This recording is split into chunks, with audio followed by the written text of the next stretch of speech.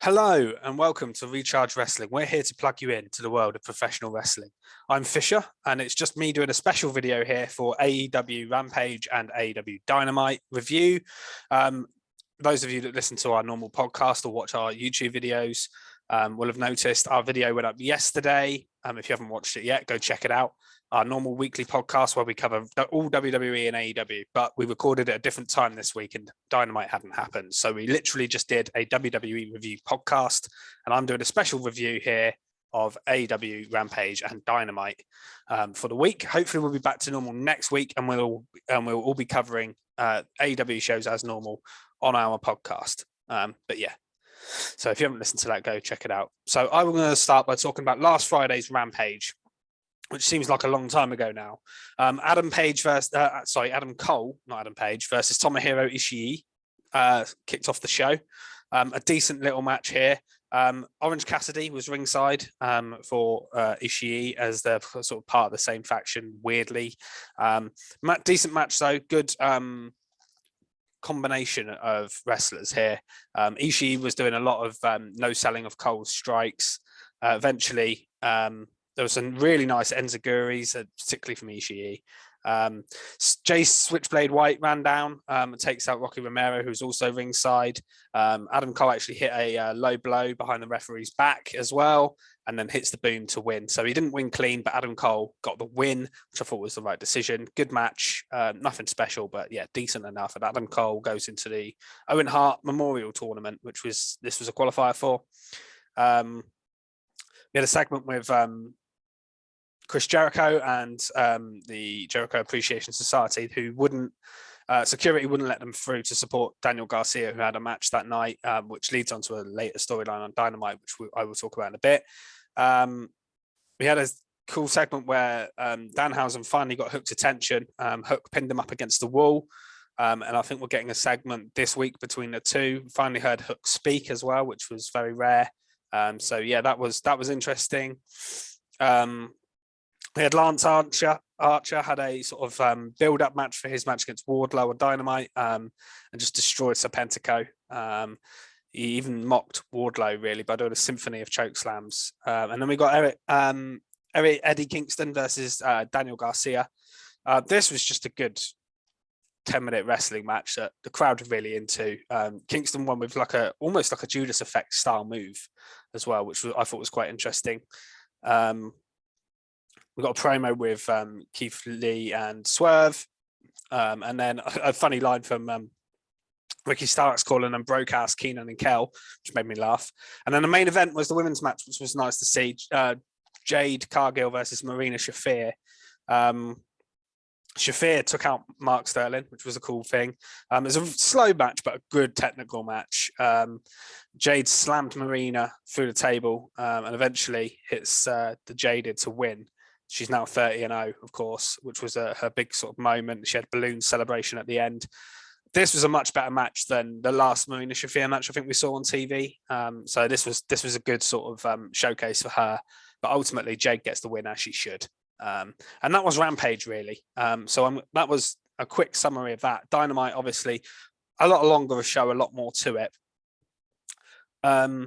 And we opened with the match that Keeney already in advance, if you haven't listened to the podcast yet.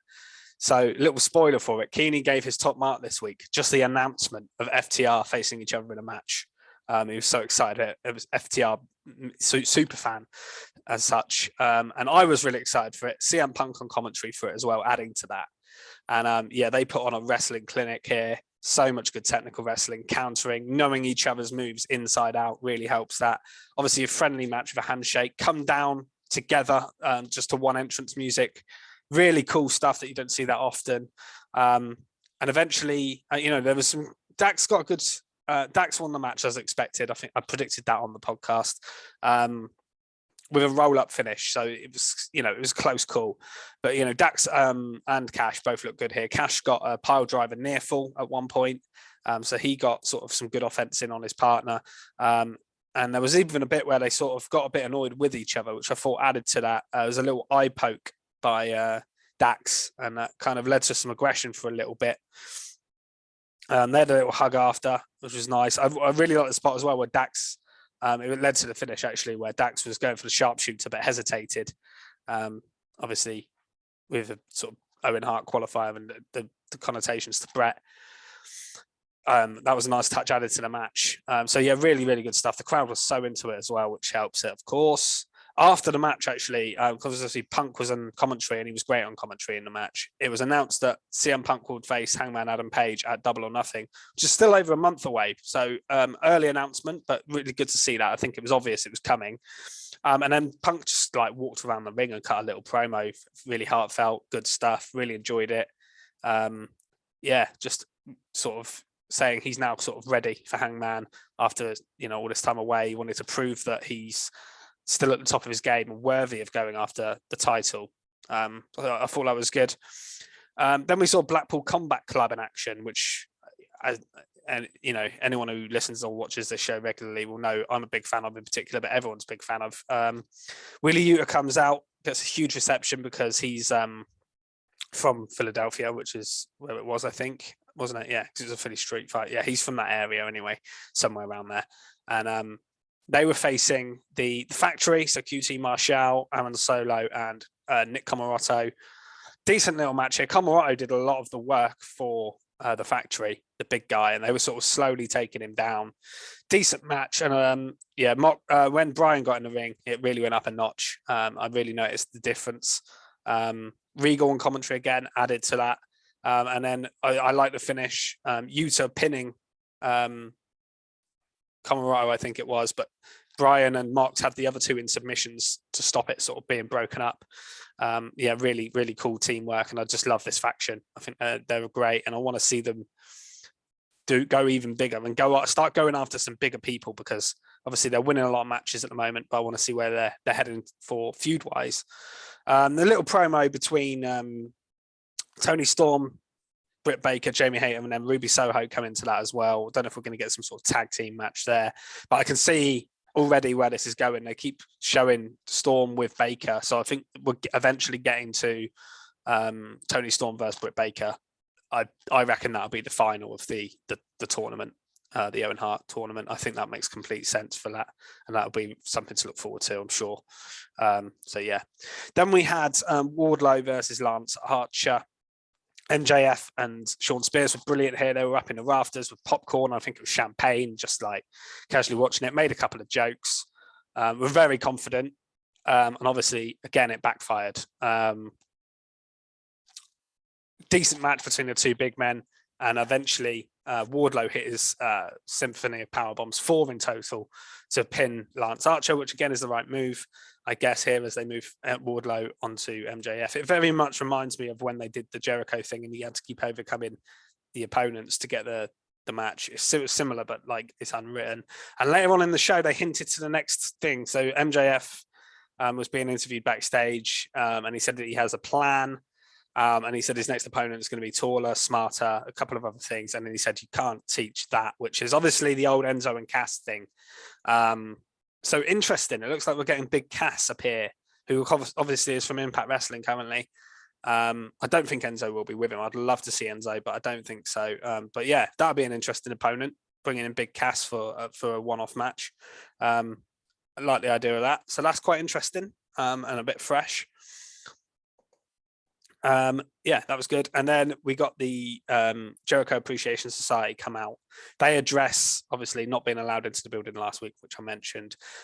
Interestingly, they called the AEW fans the AEW Galaxy, sort of a rip on the WWE universe, which is I don't think about it because I'm just so used to it, but it is a stupid name for WWE fans. And they kind of had their own version of it here, and the crowd laughed at that. Good promo, particularly from the 2.0 guys. And then it really got up a notch when Eddie, Santana, and Ortiz come out. Jericho wanted an apology from them. They gave him the middle finger. Garcia was taunting them, goading them into violence, which they didn't obviously do. Eddie didn't lose his head and hit him, but then he sort of moves the table out of the way, gets in Jericho's face, and that's when the promo got very intense. But it was an excellent promo segment between Jericho and Kingston, as you'd expect here. And you know, Jericho's saying he's putting a hit on them, and he's like, you know what a hit means where I comes from, and you know, that means you're willing to kill them. And Kingston basically threatened to kill Jericho, which, you know, maybe a little bit far, but I get it. I get where they're coming from with that.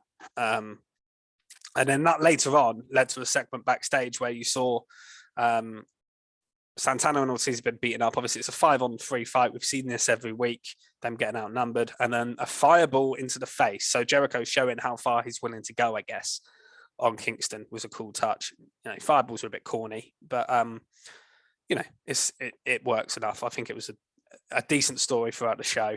All of the stuff I've mentioned so far, I've been quite into, to be honest. So, it was a good show for sure. Nothing to complain about so far for sure. Then we got Serena Deeb versus Hikari Shudo in a street fight. It's the fifth match between the two of them now, and I think this is finally over now. I hope so, because I don't want to see them fight each other anymore. I like both people, but I think they need to move them on to something else. And I think we're going to get Deeb, judging by this, Deeb winning and Rosa watching backstage. I think we're going to get Serena Deeb versus Thunder Rosa, which I'm sure will be a very good match as well. I don't know where Shida goes from here. That's the only issue. But yeah, the match was good. It wasn't anything. I've seen, street fights and that. They've done crazier ones in AEW, but it was kind of in the middle of the show, in the middle of the card. So I didn't expect them to go too mad.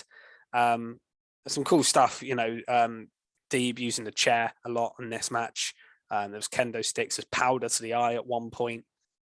But in the end, Deeb ended up winning by submission, and Shida tapping out. So made Deeb look really, really strong, which I guess is the idea going into, again, I'm assuming, a feud with Thunder Rosa. So that'll be something to look forward to. Really good women's match on the show. At least they put time and effort into this one, which answers a few critics, I think. Then we had an interesting segment with House of Black, and I've been a bit critical of how they haven't really used House of Black much recently. Feel like they've been kind of wasted, wrestling on Rampage quite often, but just beating up people like Fuego del Sol. But it looks like now we're getting a really exciting feud, and I loved the way they did Phoenix's comeback here. That was it might have been the best thing on the show, actually. So House of Black come out, and Fuego del Sol was just like lifeless in the shadow, in the spotlight, and you see that he's kind of screwed. And then you see Alex Abrahantes in the middle of the ring. You think it's Alex Abrahantes in the middle of the ring, saying, they might have a plan and they're one step ahead of the House of Black. And I was okay, where's this going? Brings out Penta, which was, you'd expect. Pac's back, brings Pac out. That was really cool. But then Alex comes out of the front entrance, and I'm like, hang on. But obviously it wasn't Alex, and it was Phoenix dressed up and impersonating him. So he sort of takes his gear off, and you realize it's Ray Phoenix is finally back from injury to even up the odds. And he looked awesome here. And then the brawl starts, they get the better. Buddy Matthews was selling his ass off, which was nice. And yeah, they come out on top, but it looks like we're going to get House of Black versus Death Triangle, which is a really interesting feud. I'm into that. So that is good move forward, I think, for the House of Black, because I do feel like they've been a bit going nowhere recently. So yeah, that was good. Then there was some advertisements for Friday. We're getting Swerve versus Darby Allin, which I'm sure will be good. A quick 10-man tag match for the Elite. Nothing to write home about here, but yeah, they got a good win. I think they needed, they've been losing a lot recently. Cole obviously lost to Page. The Young Bucks lost to FTR. O'Reilly and Co. and Fish haven't really been doing too much. So, and obviously lost their tag title opportunity as well. So for them to come together, get a good match, and then, against some guys on the roster, basically, Varsity Blondes, Lee Shotty Johnson, Brock Anderson, wasn't it? Varsity Blondes, yeah. So it was okay. It was basically a young crew. Dante Martin was there as well. They actually did okay in the match, but obviously the Elite come out on top, and then Adam Cole hands the Young Bucks Undisputed Elite t-shirts at the end, and it looks like they're finally coming together as one. How long that lasts for, be interesting to see. I can't wait for the eventual coming undone of that. Maybe when Kenny Omega comes back, which I hope is soon, because I do miss Kenny on our screens. Yeah, this was all fine. It was just nothing to write home about, but it was good. Then we got the main event of Sammy Gava versus Scorpio Sky. Now, I didn't really want to keep seeing this, because I was annoyed, when Sammy won the title. I couldn't believe it. He comes out here and the heel turn is basically confirmed. He comes out so obnoxious, snogs Tay. Ty kept getting it. She kept getting involved as well in the match here, putting off Sky. She attacked him at one point. Paige Van Zandt came down to even the odds in the match. So many cool spots in it. Big cutter off the ladder, which we saw in the Sammy Cody match as well. And then Sky brings out a barbed wire ladder, which I've not seen before, which was something cool and something different. He gets suplexed onto that by Sammy at one point. Yeah, really cool match this. It's just some good entertainment bits in it. Like Lambert got in the ring and Ty kicked him in the balls. That was when Paige Van Zandt came down. The women brawled a little bit. They got involved in the match, climbed on the backs as well of the opposition men to try and stop them climbing the ladder. Some cool stuff like that. The only thing I didn't like in this match, and it was a great spot, but it was kind of had a bit of, I felt it was ruined, was the finish of this match was a bit stupid, I felt, because Sammy and Sky are on top of the ladder, and the barbed wire ladder set up, and they hit a beautiful spot where Sky knocks Sammy off the ladder, and he lands on the barbed wire ladder, which would, should end the match, really. That's the match in the spot. Sky should just be able to climb the ladder and win it. He's already on the ladder. But what I didn't like is Sammy no-sold it completely. He solves it for about a second and gets up and starts climbing the ladder. Hang on. If you do a spot like that, you've got to make it look good and special. And the spot looked amazing, but then they no-sold it. I didn't like that. I don't know why the match didn't just end with that. Because there wasn't a lot after it. Sammy goes back up the ladder. Sky knocks him off and then wins anyway. So yeah, a bit of a weird ending. And I'm not sure about the titles going to and from. I'd rather they just kept it on Sky in the first place, because they kind of ruined his unbeaten streak here. But I guess it keeps the storyline going. I think it's got over Sammy and Ty now as heels, whereas I don't think necessarily that was the case before. So I kind of understand why they've done it. And obviously the Tay Conte, I think there's still more to come from Tay Conte and Paige Van Zandt having a match. So I think that's why they continued it. But yeah, enjoyed it. Great show. Really good stuff overall. Not, like I say, nothing really. There was a few nitpicky bits, but very entertaining show. Very, very strong. And yeah, look forward to next week and Rampage on Friday as well. And like I say, hopefully next week we will talk about it more detail on our normal podcast along with our WWE stuff. We will be attending WWE Live on Friday, so we'll probably be reviewing that as well next week.